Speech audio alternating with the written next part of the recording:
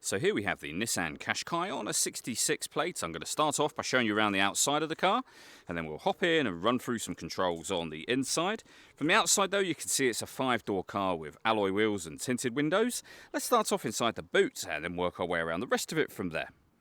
As we approach the back of the car, you can see we have reversing sensors, plenty of boot space as well, along with that 60/40 split folding rear seat should you wish to increase this space even further. And speaking of which, you can also lift, and if you wish to, remove these two tray sections to increase that space yet again. Okay, so we're just going to work our way back around to the front of the car, and then we'll hop in and run through some controls on the inside from there. Just briefly before we climb in, I think it's well worth seeing the interior from this exterior point of view. There's plenty to run through on the dashboard, so let's hop in and we'll do that now. Okay, now that we're inside the car, we're going to start with the dials. On the left-hand side, we have the rev counter and coolant temperature gauge. On the right-hand side, the speedometer and fuel gauge. In the centre, we have the main trip computer. It's a little hard to see due to the sun, but the total miles for the car, they are 42,569. Above that, we have a digital readout for the speedometer, which you can see clearly. You can change information that's displayed there using buttons on the steering wheel for various different menus, and the button that I was using is just here. We have stereo controls beneath that, cruise control and speed limiter on the right-hand side, along with phone controls. You can only use the phone controls after you pair the phone up to the car, and that is done on the touchscreen in the centre. Hit the phone button and then the touchscreen to connect your phone and then pair new device, and follow instructions on screen from there. When it comes to your music, you've got FM, AM and DAB radio. If you're listening to your own music, you can do so via the CD player.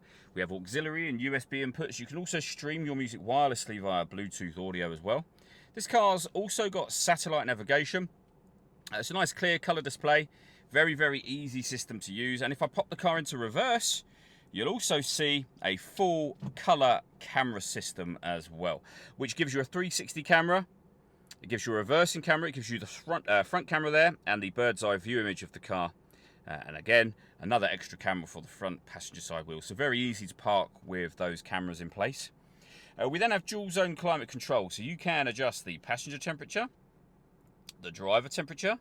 You can increase and decrease the fan speed from up here. You can determine where you'd like the air to be distributed, and when you're happy with those settings, you can turn your air conditioning off, back on again, or hit auto.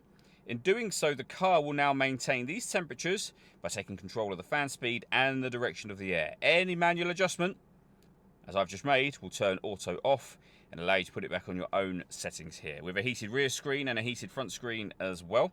Beneath that, we have a 12-volt charging socket, electronic handbrake, and then the 6-speed manual gearbox. The last thing I wanted to mention is the panoramic glass roof. We have a button up here that will open up the sun blind. That opens all the way to the back of the rear seats, and as you can see, that lets in a huge amount of extra light to the car.